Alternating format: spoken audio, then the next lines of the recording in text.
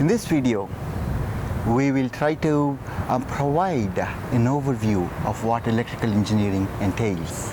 Now, this is extremely difficult because it's such a vast field that encompasses so many specialties. Yes, there is communication systems, there is computer systems, there's control systems, power systems, signal processing, a number of different fields that tie into electrical engineering. And one of the things that makes it more interesting as well as more difficult is that many systems themselves end up requiring more than one field within Yes. electrical engineering in order to design, create, and study. Yes, absolutely. Here is one example. For example, here we have, I'm sure most people recognize this. This is a little hoverboard. Yeah, hoverboard, and I'm going to be trying this, risking trying Life this. and limb. Let's see, it's going to be graceful. Now, the idea is it has so many different electrical components, right? There is gyroscopes, there is tilt sensors. It's not as graceful as I like it to be. My gymnastics on this is not as graceful, but there is, see, gyroscopes, tilt sensors, a microprocessor coordinating all the signals together.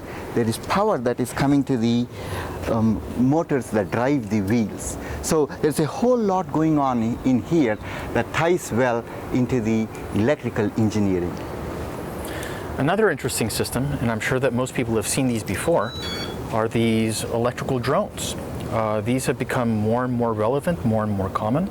Now, for these drones to be driven and flown by the user, obviously we have a remote control here that communicates not just with a GPS signal, but also goes back and communicates with the drone itself so that you can control the altitude, the tilt, the yaw, anything, pitch of it, yeah?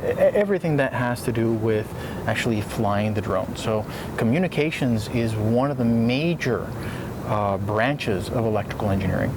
We also have an internal battery here that lasts a certain amount of time that has to provide power to all of the rest of the components in the system.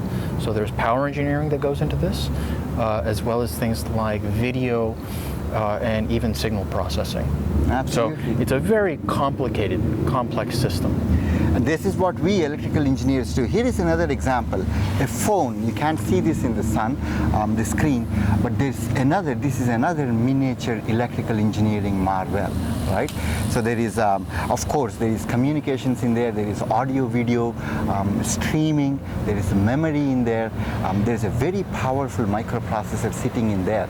The kind of microprocessor, it has a power that's even more powerful than the one that they used to initially send the man to moon and get him back.